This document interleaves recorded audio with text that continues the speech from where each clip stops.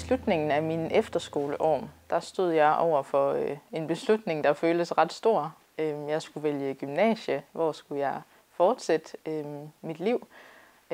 Og jeg havde valgt et gymnasie som min første prioritet, et i Aalborg, hvor flere af mine venner også havde søgt ind.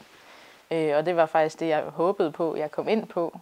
Og så havde jeg valgt et tættere på mig som min anden prioritet. Fordi man skulle vælge 2 i hvert fald, måske 3, det kan jeg ikke engang huske. Men i hvert fald så havde jeg en klar plan om, hvordan de næste 3 år i hvert fald skulle se ud for mit liv. Der skete så det, at jeg ikke kom ind på det gymnasie, der var første prioritet, men kom ind på Mariagerfjord Gymnasium inde i Hobro, som var min anden prioritet.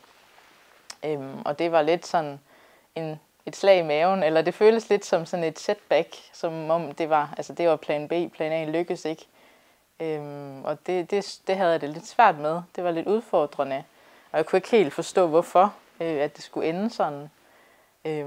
Men jeg faldt egentlig ret hurtigt til i min klasse, da jeg startede, og kom også hurtigt med i kirken her i Mariager, som jeg kendte fra min efterskoleår, hvor jeg fik lov at falde til og føle, at jeg hørte til der, og at det var mit åndelige hjem, og fik også lov til langsomt at træde ind i lederskab i vores ungdomsgruppe.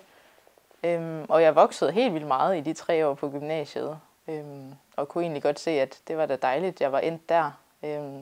Jeg kunne ikke forestille mig, hvordan det var endt, hvis jeg havde fået den første prioritet.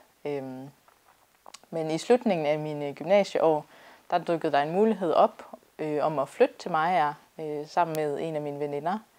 Men jeg kunne ikke helt se, hvordan det skulle gå op, sådan helt logisk. Jeg havde ikke haft et job i min gymnasietid, så jeg havde ikke den store opsparing ligesom at flytte ind med.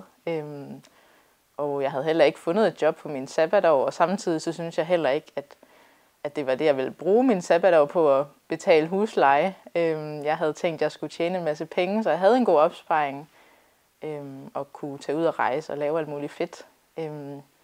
Men ja, vi snakkede om det, og jeg kunne ikke se, hvordan det gav mening, men der var ikke nogen skade i at tage ind og kigge på en lejlighed, som vi havde fundet. Og det gjorde vi. Og vi bad meget i den her periode om, hvad skal vi lige gøre, fordi det var en fed mulighed. Vi havde begge 2 lyst til det, men samtidig så gav det bare ikke helt mening. Men samme dag, som vi var nede og se lejligheden, så fik jeg faktisk tilbudt et job. Og pludselig var der nogle ting, der lige faldt på plads, at det kunne måske godt lade sig gøre.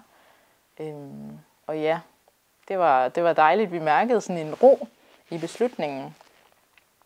Og endte os med at flytte ind. Og det var også nogle rigtig gode år.